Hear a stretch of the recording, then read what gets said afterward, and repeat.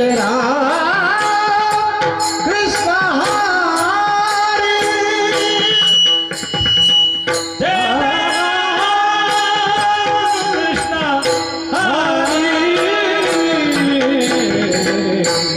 जय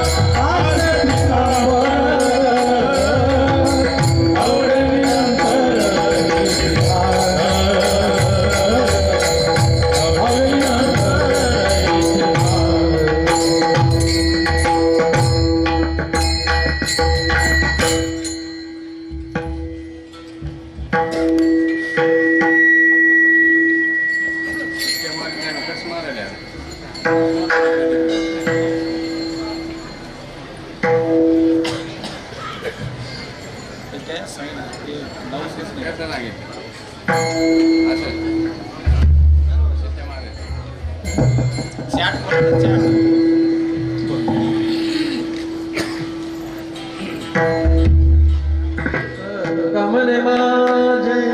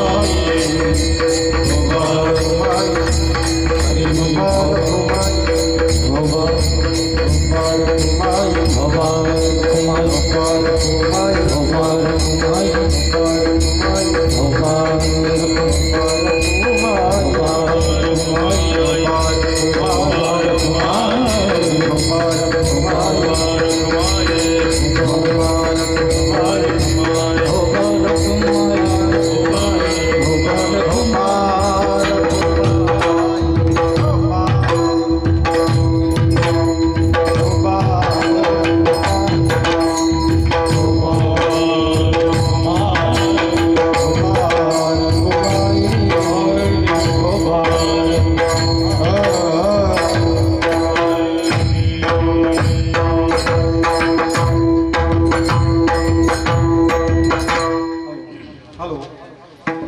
hello. या गावाचे ग्रामदैवत महान तपस्वी संत श्री गुरु मैनागिरी महाराज यांच्या 87व्या संजीवन समाधी सोहळ्यानिमित्त आजच्या तिसऱ्या दिवसाची कीर्तनरूपी सेवा महाराष्ट्रातील ख्यातनाम कीर्तनकार हरिभक्तपरायण ॲडव्होकेट शंकर महाराज शेवाळे यांच्या या ठिकाणी होत आहे.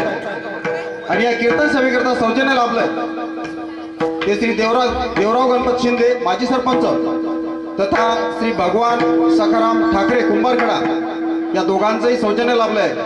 महाराजांच्या सत्काराच्या टायमाला त्यांनी इथं यावं आणि महाराजांचा सत्कार करावा. सोबतच सकाळचे अन्नदाते होते श्री भगवान प्रल्हाद काकडे आणि सायंकाळचे अन्नदाते होते श्री भागवत कुंडलिक काकडे. सौजन्यकार तथा अन्नदाते या दोघांचंही गावकरी मंडळी, विश्वस्त समिती तथा श्री गुरु मैनागिरी महाराज संस्थान तो कृष्ण हरे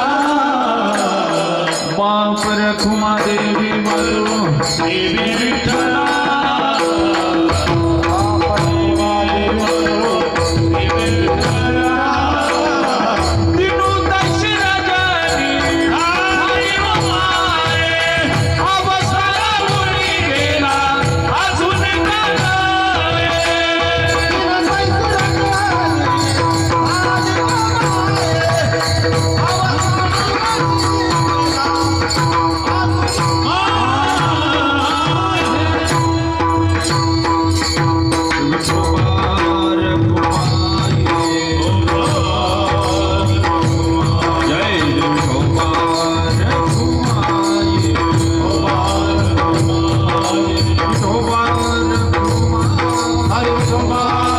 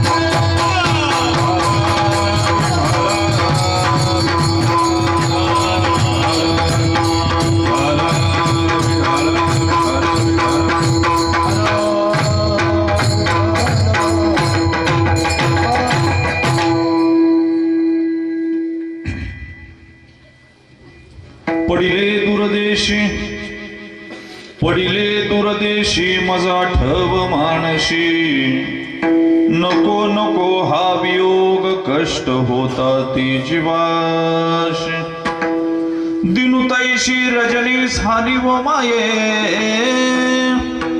दिनुतैशी रजनी झाली व माये अवस्था लावून गेला झुनिका नाही गरुड वाहना गंभीरा गरुड वाहना गंभीरा येगा दातारा बापर खुमा देवी वरु श्री विठ्ठला दिनुतैशी रजनी झाली ओ माये अवस्था लावून गेला झुनिका नाही वर्णामर्थ संघान रसानां छंदसामपि मंगलनामच करतार वंदवाणी विनायको नमो ब्रह्मांड देवाय गोब्राह्मण हिताय च जगन्हिताय कृष्णाय गोविंदाय नमो नमः योऽन्त प्रविश मम वाचमिमां प्रसुप्तां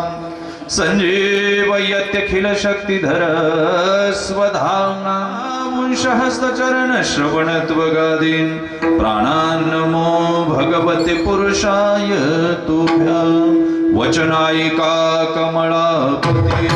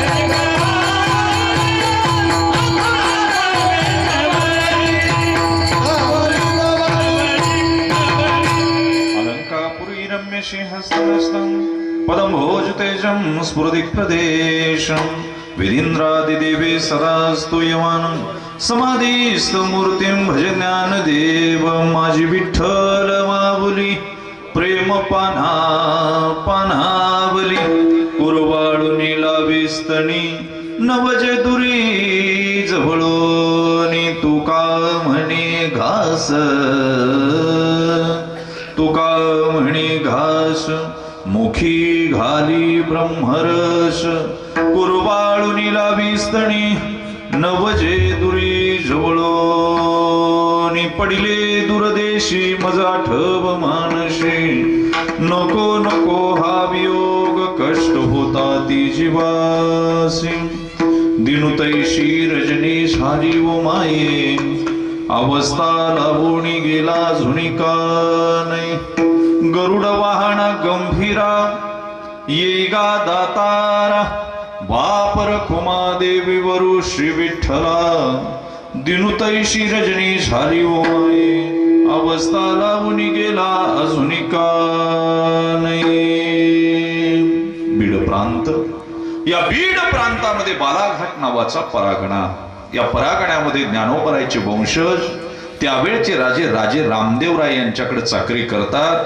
आणि राजा रामदेवरायाची राजधानी आत्ताचं पैठण आणि त्यावेळचं असलेलं प्रतिष्ठान या बीड प्रांतामध्ये बालाघाट नावाचा परागणा या बालाघाट नावाच्या परांगणामध्ये करंजकर आडनावाचा इनामदार आहे यानं बंड केलं आणि ते बंड क्षमन करण्याचं पत्र राजा रामदेवरायांना आदेश काढला ज्ञानोबरायच्या वंशजांना करंजकरांना जिवंत मारा नाही तर मुसक्या बांधून आमच्या पुढे आणा आजही ते पत्र भांडारकरांकडे पुण्यात पाहायला मिळतं आदेश कपाळाला लावला आणि हर हर महादेव करत तलवार उचलली 1 वर्ष घमासान युद्ध चाललं भाग्य असं करंजकर मारला गेला आणि दुर्भाग्य असं की ज्ञानोबरायचे वंशज धारातीर्थी पडले उरलेल्या वंशजांना वैराग्य आलं वैराग्य दोनच गोष्टींमधून येतं. एकतर ज्ञानातून येतं, नाहीतर प्रचंड दुःखातून येतं. तिसरा मार्ग वैराग्य यायला नाही. आणि म्हणून ज्ञानोबराच्या वंशजांनी ठरवलं की आता नको रुक्या टुक्याचा हिशोब, नको परागणे, नको सत्तांतर, आपण परमार्थपथिक होऊ. आणि म्हणून परमार्थाच्या वाटेवर चालायला सुरुवात केली. काय भाग्य या कुळाचं! या कुळावर गहिनीनाथांची कृपा झाली आणि गहिनीनाथांची कृपा झाल्यावर या कुळामध्ये ज्ञान जन्माला आलं. ते चालते ज्ञानाचे बिंब. ज्ञानेश्वर लिहून पूर्ण झाली. अमृतानुभवाला पूर्णविरा मिळाला. चांगदेव 65 गळ्यामध्ये उतरली. अमृतानुभव योग्यांना संजीवन समाधी सोहळ्याचा आनंद देऊ लागला आणि हरिपाठ वारकऱ्याच्या कंठामध्ये गुंजराव करू लागला. त्याचे तरंग इंद्राणीच्या पाण्यावर उमटले. नभांगणाला भिडले. उद्घोष झाला नभंगणातून. हरिमुखे म्हणा, हरिमुखे म्हणा, पुण्याची गणना कोण करे. ज्ञानोबराच्या चेहऱ्यावर आनंदाची ललकार उमटली. सद्गुरूपी दादाकडे पाहिलं. दादा रे, अवतार संपवावा वाटतो. ज्ञाना संपलं, काम संपलं, कार्य संपलं. संपलं दादा बघेची त्रैलोक्य. आनंदाची आता चरणी जगन्नाथा चित्त ठेले. ज्ञानोबराय समाधीस्थ झाले. निवृत्ती दादाने शिळा सरकवली आणि महाराष्ट्रामध्ये ज्ञानाचा अंधकार झाला. पुढे 300-350 वर्ष महाराष्ट्र चाचपडत राहिला. कुणी एका जन्माला येतो का, कुणी तुका जन्माला येतो का, कुणी ज्ञाना जन्माला येतो का. 300-350 वर्षानंतर मधच्या काळामध्ये महाराष्ट्राची मुलखातली माती आणि माणसं जात्यात दाणे भरडावे अशी भरडत राहिली. आया बहिणींच्या अब्रूची लक्तर वेशीला टांगली. मूर्तीच्या विटंबना झाल्या. धर्म त्राही त्राही त्राही करू लागला आणि विश्व नियंत्यानं खाली वाकून पाहिला. आपला श्वास, आपला प्राण, आपलं हृदय, आपलं ओज, आपलं तेज दक्षिण वाहिनी इंद्रायणीच्या तटावर सोडलं. ते देहूच्या जगद्गुरु तुकोबरायाच्या रूपाने. मुघलांच्या मधच्या काळामध्ये या दोन संतांनी महाराष्ट्राची परमार्थिक भूमी अतिशय पावन आणि पुण्यवान जपून ठेवली. त्यातले ज्ञानोबराय आणि तुकोबराय. खऱ्या अर्थानं भंडारा भामचंद्र गोरड्याला भाऊबंद मानलं. दगडाचे टाळ केले. पक्षांना सुस्वरानं भजन आळवायला लावलं. 15 दिवस भामचंद्र पठारावर ठाण मांडलं. निर्गुण निराकार असलेला परमात्मा सगुण साकारामध्ये ज्यांनी आणला. एवढंच नाही, 4200 अभंग लिहिले. त्याचे 28,000 चरण. त्या 28,000 चरणात त्या एका अक्षराला परमात्म्याशिवाय कुणाला स्पर्श केला नाही. वाणीनं व्यभिचार होऊ दिला नाही. आणि खिशात नाही धान, समाजात नाही मान, घरात मूर्ती खाट, पाणी प्यायला फुटका माठ. शेवटी वैकुंठाची वाटण असा ज्यांचा परमार्थाचा थाट. ते देहूचे निवासी वैराग्यवान साधू जगद्गुरु तुकोबराय कळस झाले. या इंद्रायणीच्या तटाचं पाणी पेले. पाणी पिऊन ज्यांची वाणी तृप्त झाली. इंद्रायणी मोठी भाग्याची. 40 मैल धावली फक्त. लोणावळ्याला उगम पावली. निरेला जाऊन भीमेला मिळाली. पण 40 मैल धावण्यामध्ये जगातल्या सगळ्या गंगेंनी जिचा मत्सर करावा. मत्सर या शब्दाचा वैदांतिक अर्थ असा आहे, मत्सरती इति मत्सराहा. माझ्यापेक्षा पुढे गेला की मागच्याच्या मनामध्ये जे कंपायन, जे उद्भावन, जे स्पिरिट, जे स्पंदन तयार होतात त्याला मत्सर असं म्हणायचं. शरयूनं फक्त प्रभू रामचंद्रांना पाहिलं. यमुनेनं फक्त नंदलालाला कृष्णाला पाहिलं. पण माझ्या इंद्रायणीनं 3 धर्म योद्धे मांडीवर खेळवले. त्यातलं डाव्या बाजूला ज्यांना खेळवलं ते देहूचे निवासी वैराग्यवान साधू जगद्गुरु तुकोबराय. मध्यभागी ज्यांना खेळलं, बापापेक्षा जास्त लढाया ज्यानं केल्या, 140 लढाया केल्या, पण एकही लढाई कधी हरला नाही. वयाच्या 13व्या वर्षी ज्याला 16 भाषा येत होत्या, हिंदी, इंग्रजी, हिब्रू, पाली, संस्कृत, मराठी. वयाच्या 13व्या वर्षी ज्याने नखशिकांत नावाचा ग्रंथ लिहिला. वयाच्या 13व्या वर्षी ज्यानं बुद्धभूषणम सारखा ग्रंथ लिहिला. अरे एवढंच नाही, हा औरंगजेब अहमदनगरला मरताना म्हणतो, ये मराठी अपने बच्चे को क्या खिलाते क्या मालूम. अगर एक शंभू जैसा शेर का छावा मेरे जन्नत में पैदा होता तो हिजड़ों की फौज मुझे खड़ी करनी ना पड़ती. बिगर पगडी घालता मेला. आणि राजे गेल्याच्या नंतर काही वर्ष महाराष्ट्र बिगर नवऱ्याचा, बिगर कुंकवाचा, बिगर धन्याचा, बिगर मालकाचा झुंजत राहिला. हे बळ महाराष्ट्राच्या मनगटात, मनामनात, सह्याद्रीच्या कणाकणात आणि मराठी माणसांच्या धमण्यात भरण्याचं काम ज्या धाकल्या धन्यानं केलं, त्या संभाजी राजांना मध्यभागी खेळवलं. आणि उजव्या बाजूला साधकांचा मायबाप चिंतकांचा चिंतामणी विठोबाचा प्राण सखा ज्ञानियांची संजीवनी योग्यांचा मुकुटमणी कैवल्याचा पुतळा चंद्राची शीतलता सूर्याची तेजस्विता आकाशाचं व्यापकपण धरतीचं धारिष्ठ आचार्याचं आचार्यपण देवाचं देवत्व मातेचं मातृत्व कर्णाचं दातृत्व गुलाबाची कोमलता आकाशाचं व्यापकपण 700 श्लोकांवर ज्यांनी 9000 ओव्या लिहिल्या आणि आईच्या अंतकरणानं भगवी पताका आडवी टाकून जगातले योगी पोचण्याचं काम ज्यांनी केलं समस्त मनुष्य जातीला पुरुष जातीला आई होण्याचं आव्हान ज्यांनी पुढे ठेवलं ती विश्व माऊली ज्ञानोबराय उजव्या मांडीवर खेळवली इंद्रायणीनं याच ज्ञानोबराय परमात्मा भेटल्याच्या नंतर परमात्मा पुन्हा भेटत नाही या काळात विरहाचे डोहाळे लागले त्यांच्या अंतकरणातून पाणी वाहिलं त्यानं कारुण्याचं रूप घेतलं आणि कारुण्याचं रूप घेतलेल्या पाण्यानं तुळशी दलाप्रमाणे मुखारविंदातून शब्दरूप धारण केलं त्यालाच विरहिणी नाव पडलं त्या विरहिणी प्रकरणातला अतिशय गोड अभंग चिंतनाला विठ्ठला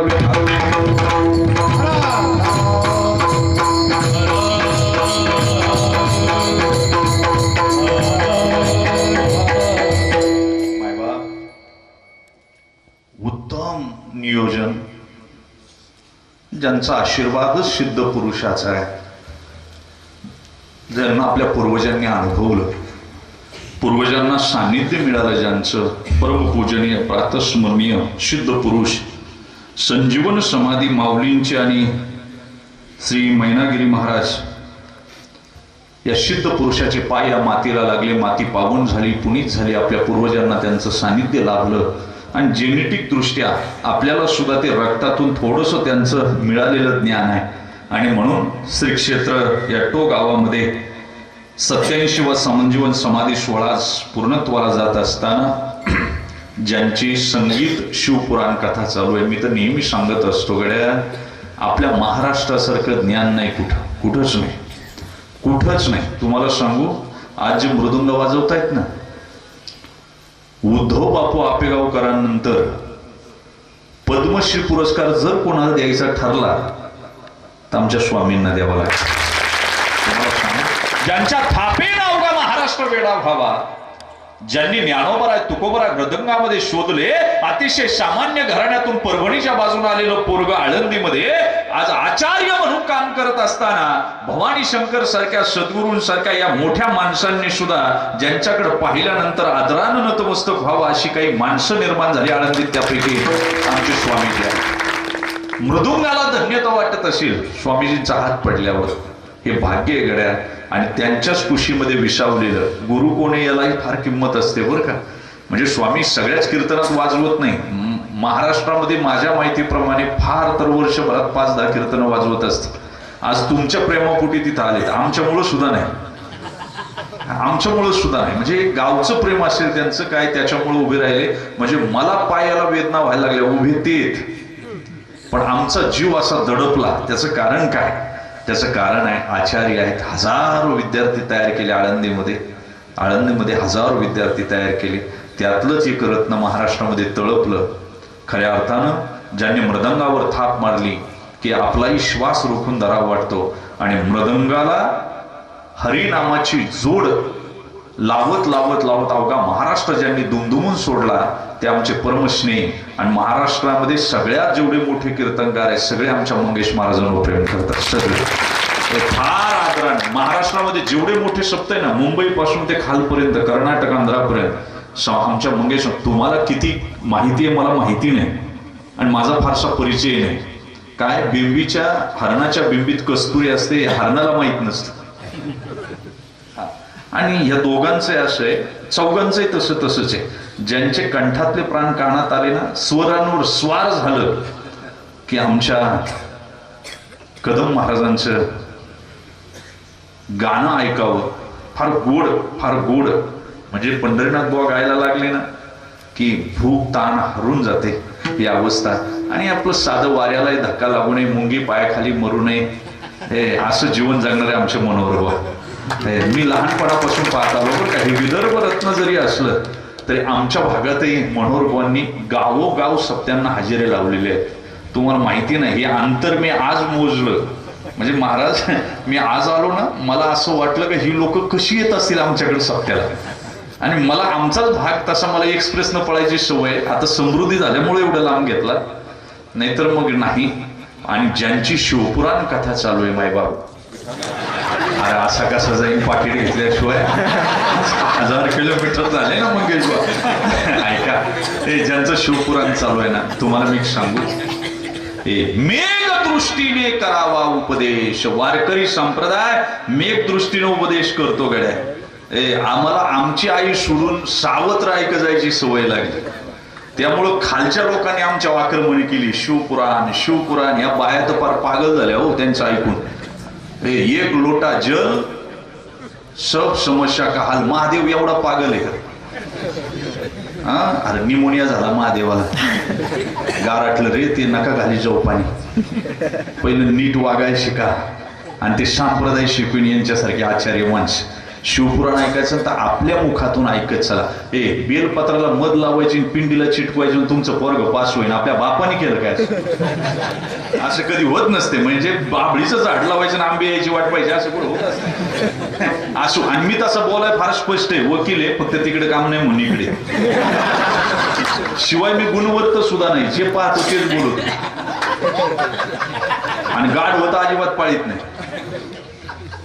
कळन तुम्हाला, दमादमाने कळन, तसं काय काळजी करू नका. ऐका, ज्यांचं शिवपुराण चालू आहे ना, नाशिक रत्न, महाराष्ट्राचं वैभव, युवा कीर्तनकार. नाशिक म्हणजे महाराष्ट्राचं नाक आहे बरं का. प्रभू रामचंद्र आल्याबरोबर पहिली पायाला कुदळ जिथं मारली ते नाशिक आहे. राहत असताना 14 वर्ष वनवासाला, आणि म्हणून त्या भागात तयार झालेले रत्न आमचे परम मित्र, कथाकार, उत्तम कीर्तनकार, ज्यांच्या वाणीमध्ये सरस्वतीचा वास आहे, अनिलजी महाराज तुपे. सगळ्यांना दंडवत घालतो. साहेब आमचे दत्तात्रय संपर्कात होते, ते सगळी कार्यकर्ते कमिटीमध्ये जे असतील ते सगळे, वाशिमवरून आलेली सगळी मंडळी. भास झाला आता जरा माऊलीच्या अभंगाचं चिंतन केलं पाहिजे.